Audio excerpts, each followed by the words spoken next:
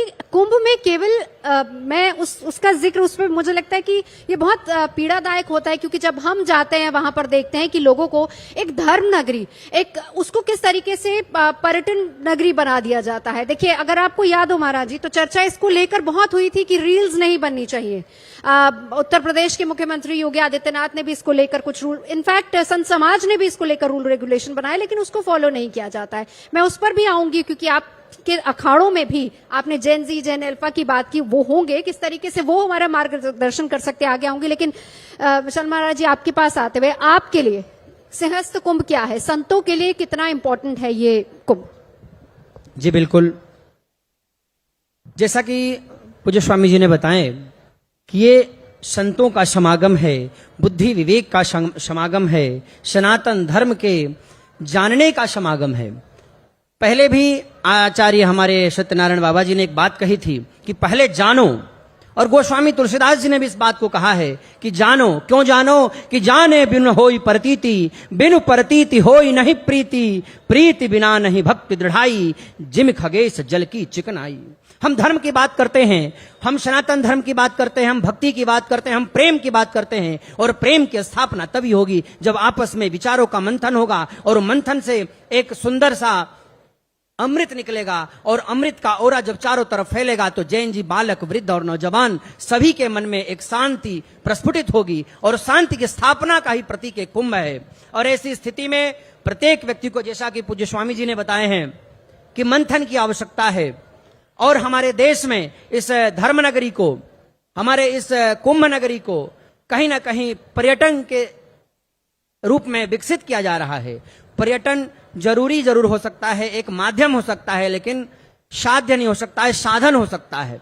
तो ऐसी स्थिति में हमें हमारे सनातन धर्म को जानना पहले, क्योंकि आज हमारे तमाम नौजवानों के दिल दिमाग में जिस प्रकार से एक मन जो है समुद्र की भांति लहर ले रहा है, अपना प्रश्न करने के लिए तमाम प्रयास कर रहा है, अपने माता पिता, गुरुजन, भाई, बंधु, दोस्त, मित्र सबसे सवाल करता है, और लेकिन उसके सवालों का जवाब नहीं मिल पाता है, और जवाब नहीं मिलने के कारण उल्टे सीधे मार्ग अपनाता है। जो कोई स्वामी जी ने लिखा है कि मार्ग सोई जो जय जस बाबा, जिसको जो अच्छा लगता है वो मार्ग अपना लेता है। इसलिए कुंभ जो है मंथन का विषय है। ये सब हमारा शरीर, हमारी मन बुद्धि चित्त अहंकार, जो ये जिससे 24 तत्वों से हमारा ये शरीर बना है, ये कहीं ना कहीं ये समुद्र का स्वरूप है।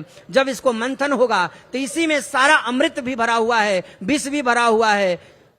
ज्यादा तो नहीं कुछ कहेंगे, 14 जो रत्न निकले थे समुद्र मंथन से, वो और कहीं नहीं, हमारे अंदर ही भरा हुआ है।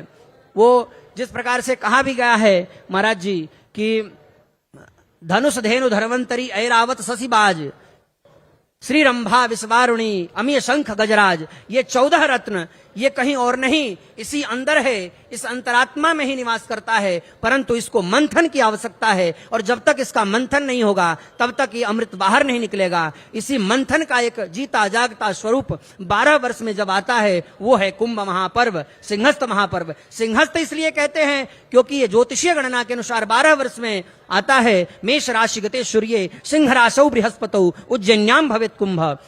मेष राशि का सूर्य होता है, सिंह राशि का बृहस्पति होता है, तो सिंहस्थ कुंभ कहा जाता है। यही योग कुछ अंतर से नासिक में भी लगता है, तो इसलिए उसको भी कहीं ना कहीं सिंहस्थ कुंभ कहा जाता है।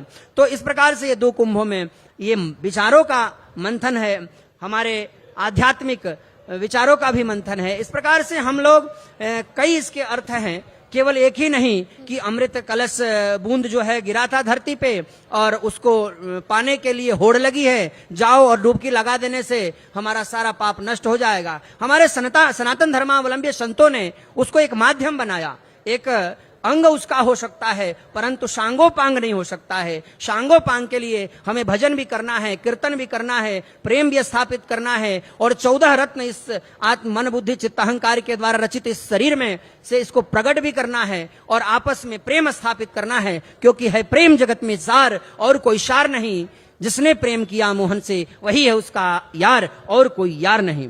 तो जब प्रेम अनंत हो जाता है तो रोम रोम संत हो जाता है। उस संतत्व की स्थापना, उस प्रेम तत्व की स्थापना करने के लिए कुंभ में सभी संत महंत महामंडलेश्वर पधारते हैं और उस चीज की स्थापना करते हैं, और सारे जगत में जाकर के उसकी व्याख्यान करते हैं।